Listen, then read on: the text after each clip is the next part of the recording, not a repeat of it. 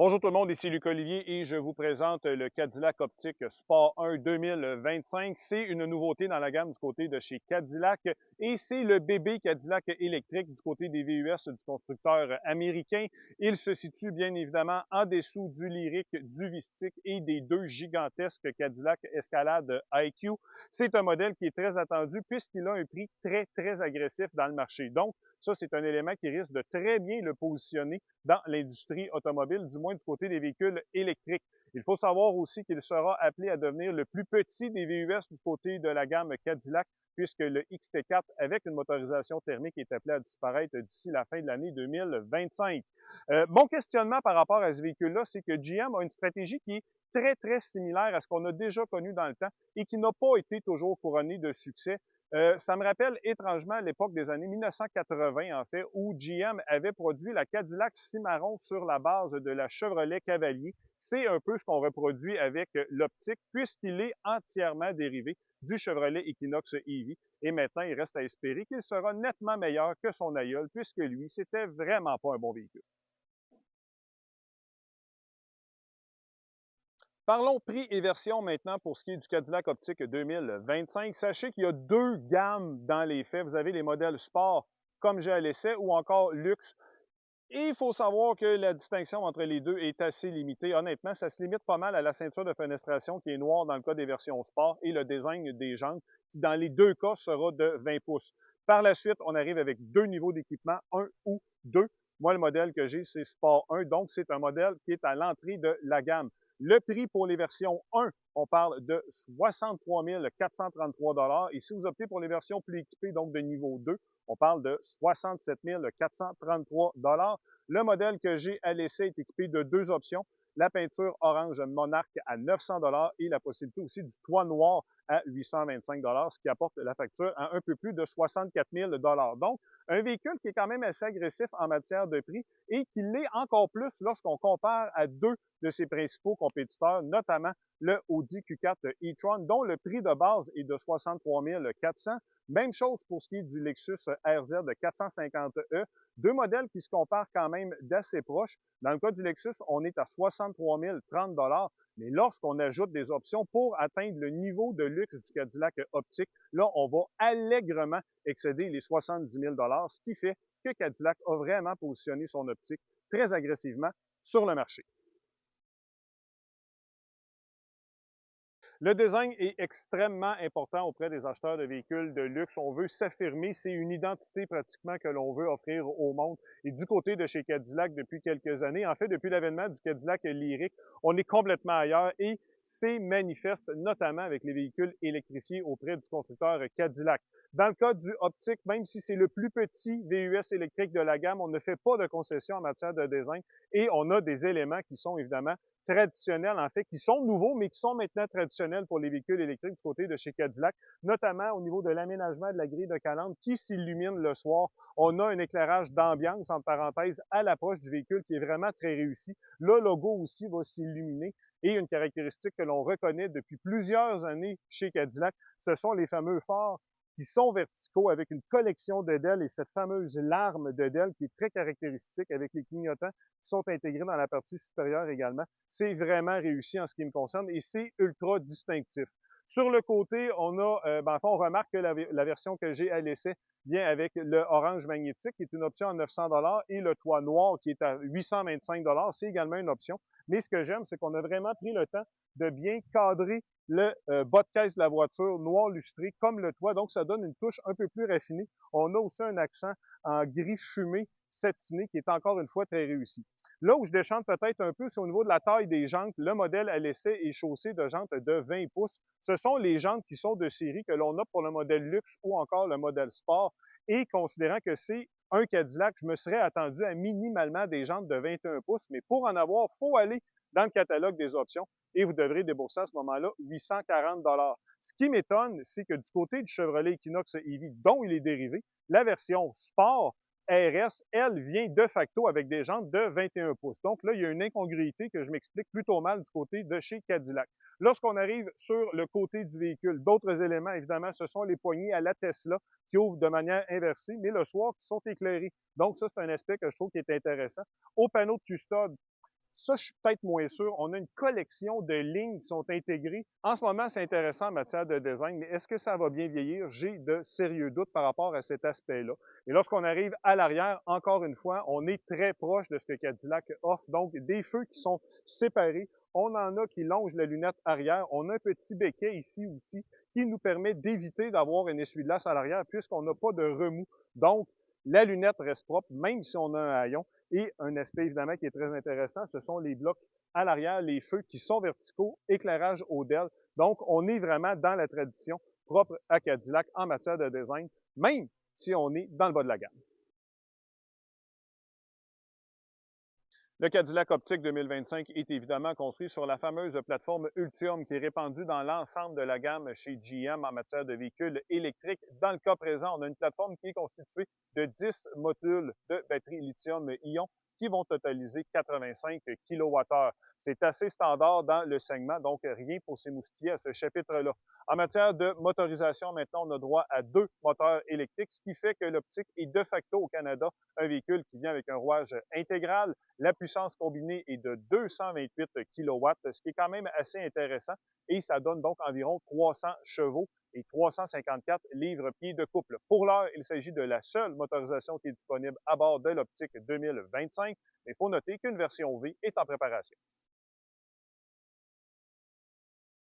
On peut dire que d'un point de vue de la qualité de ses habitacles, le Cadillac a vraiment trouvé une ligne qui est très intéressante. Évidemment, le tout passe par les fameux écrans. Dans le cas présent, c'est un seul écran de 33 pouces de diagonale, très, très large, très facile à utiliser aussi. L'ergonomie est vraiment très, très bonne. Design graphique qui sont intéressants.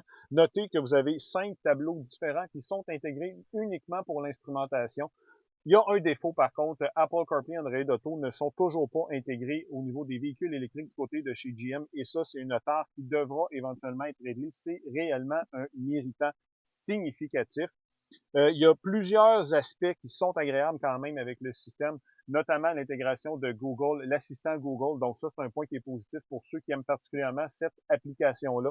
Très peu de commandes aussi, design qui est quand même assez épuré au niveau des commandes. Ça, c'est un aspect que je trouve intéressant. Et à la console, ici, vous avez une redondance de certaines commandes avec la molette qui vous permet de gérer facilement ces éléments-là.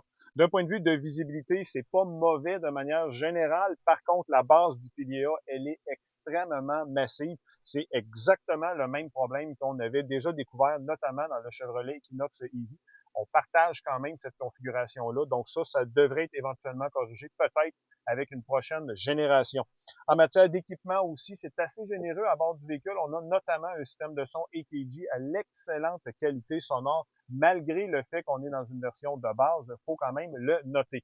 Le modèle à l'essai vient avec une sellerie de cuir et de tissu qui est vraiment de très, très bon goût. On a plusieurs accents à bord en bleu Santorin que j'apprécie énormément. Je trouve que c'est distinctif et ça fait un rappel aussi des Cadillacs des années 1930. Application en tissu et on a évidemment un faux cuir. On appelle ça de l'Intellux du côté de chez Cadillac. Fait intéressant, vous avez 4 possibilités au niveau des choix de couleurs. Noir intégral, gris, comme ça, avec des accents bleus. Vous avez aussi du brun ou encore un bleu plus foncé, bleu presque marine, qui est très, très foncé. Donc, c'est du plus bel effet. Et ça, c'est intéressant parce qu'on a du choix à bord du Cadillac Optiq, malgré le fait que c'est un modèle d'entrée de gamme. Pour ce qui est de l'espace intérieur, le Cadillac Optiq cadre dans la catégorie des VUS compacts. Donc, c'est techniquement pas un véhicule qui est particulièrement gros. Sa longueur hors tout est à 4820 mm, mais son empattement est à 2954 mm, ce qui nous donne une cabine qui est très dégagée. On compte sur beaucoup d'espaces de rangement, qui sont d'ailleurs très volumineux. À l'arrière, on a évidemment une absence de tunnel de transmission, ce qui nous donne de bons dégagements. Donc, ce sont des points qui sont très appréciables avec une vocation familiale. En matière de coffre, maintenant de base, on est à 744 litres et lorsque l'on rabat le dossier qui est divisible à la manière 60-40, on passe à 1603 litres, ce qui est allègrement supérieur à ses deux principaux compétiteurs, le Audi Q4 e-tron, de même que le Lexus RZ 450e. Sur la route maintenant avec le Cadillac Optiq Sport 1 2025. C'est un véhicule où j'avais des attentes quand même. On est à bord d'un produit Cadillac, donc je m'attendais à avoir du confort. De manière générale, je vous dirais que c'est un peu décevant à ce chapitre-là. En fait, c'est principalement les suspensions qui viennent un peu gâcher la sauce. Elles sont flacotantes, elles ne sont pas suffisamment raffinées. Je m'attendais à quelque chose qui soit plus flottant sur la route, plus dans l'esprit d'une Cadillac. Et malheureusement, on n'a pas cet aspect-là à bord de l'Optiq 2025, malgré le fait que c'est la version sport. Donc, ça, je trouve que c'est un peu décevant. Qualité de la calibration de la direction, ça, quand même, c'est intéressant. Bon, ça communique pas beaucoup, mais au moins, elle offre l'avantage d'être assez précise. Ça, c'est un aspect qui est intéressant. Accélération vive. Les 300 chevaux, vraiment, la livraison est très bonne. On sent même un peu plus de puissance que dans la compétition, par exemple, un Audi Q4, où c'est un peu plus aseptisé au niveau de la livraison de la puissance. Donc, ça, il faut quand même le noter. GM a bien réussi la calibration de cet aspect-là. Par contre, il y a une forte vibration lorsqu'on fait une accélération qui est très vive. Ça, je vous dirais que c'est inhabituel et personnellement, je trouve ça un peu dérangeant. On a quelques modes de conduite, évidemment. Là, principalement, c'est promenade, sport ou encore neige-glace. Donc, il va y avoir une variation au niveau de la livraison de la puissance et de la distribution de la puissance en fonction des deux essieux. Mais de manière générale, on travaille sur peu de choses. C'est la gestion de la calibration du freinage régénératif et la vivacité de l'accélérateur. Pour ce qui est du reste, c'est pas mal la même chose, peu importe le mode que l'on adopte. Au niveau du freinage régénératif, ça, c'est un aspect comme on aime, très bien calibré. On peut jouer vraiment avec l'accélérateur pour avoir de l'accélération ou encore ralentir jusqu'à un arrêt complet. Il y a 3 niveaux d'intervention aussi. Donc, ça, c'est un aspect qui est quand même bien pensé de la part de ce produit-là. En matière de consommation, évidemment, c'est le nerf de la guerre lorsque l'on parle d'un véhicule électrique.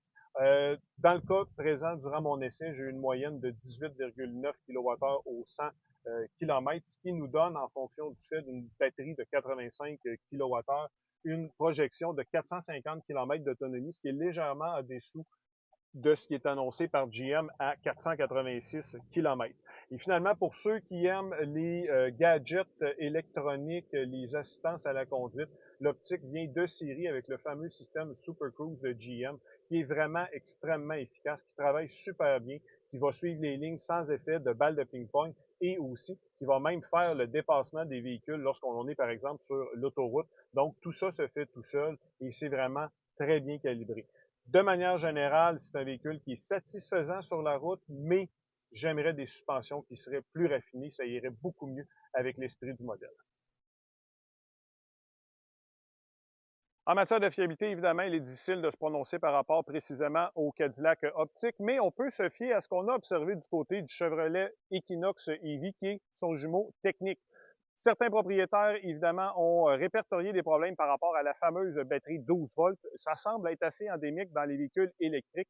On va espérer que du côté de l'Optiq, on y échappe. On a aussi répertorié beaucoup de problèmes par rapport à la détection au niveau du freinage automatique d'urgence, tout particulièrement lorsque le système de conduite semi-autonome Super Cruise est activé.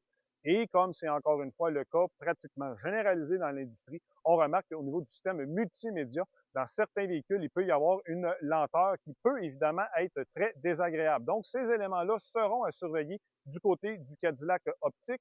Puisqu'il est dérivé de l'Equinox, on peut s'attendre à ce qu'il y ait des problèmes similaires, mais un des points aussi qui devra être surveillé de près, c'est au niveau de la consommation en hiver. Les gens qui possèdent des Equinox EV ont à peu près tous dit que la consommation était extrêmement élevée, ce qui fait que l'autonomie fond littéralement comme neige au soleil. Encore une fois, on va avoir l'Optiq à l'œil sur ce sujet. Mes premières impressions par rapport au Cadillac Optiq 2025 sont majoritairement assez positives, je vous dirais. J'aime beaucoup le design, l'aménagement intérieur, le fait que ce soit personnalisable, les technologies aussi qui sont intégrées à bord, le fait qu'on a une bonne autonomie et une gamme de prix aussi qui est quand même assez agressive, surtout lorsqu'on compare ça à ses principaux compétiteurs. Donc, sur ces points-là, GM frappe très, très fort avec l'Optiq. Il y a quand même quelques points aussi qui sont à surveiller, notamment la question de la fiabilité. C'est un produit qui est encore très jeune, même en se référant au Chevrolet Equinox. Ce sont des produits qui sont tout nouveaux sur le marché. On verra comment ils vont vieillir avant de vraiment dire que ce sont des produits fiables. Mais pour le moment, la fiabilité ne semble pas être pire ou meilleure que ce qu'on retrouve dans la moyenne du segment. Donc, c'est un aspect qui est rassurant. Autre point que je n'ai pas aimé, c'est évidemment l'absence d'Apple CarPlay et Android Auto. Ça devrait être corrigé. C'est vraiment une tare du côté de chez GM qui doit être corrigé. C'est un irritant majeur pour les utilisateurs qui ont notamment des produits Apple. Et un autre point qui m'a particulièrement déçu, surtout dû au fait qu'on est à bord d'un produit Cadillac, c'est vraiment le rendement des suspensions, le comportement routier. On est vraiment trop proche du côté de chez Chevrolet. Je m'attendais à avoir quelque chose de plus raffiné, de plus douillet sur la route, dû au fait qu'on est à bord d'un produit Cadillac. Mais dans l'ensemble, mes commentaires sont assez positifs et c'est un produit que je n'aille pas du tout.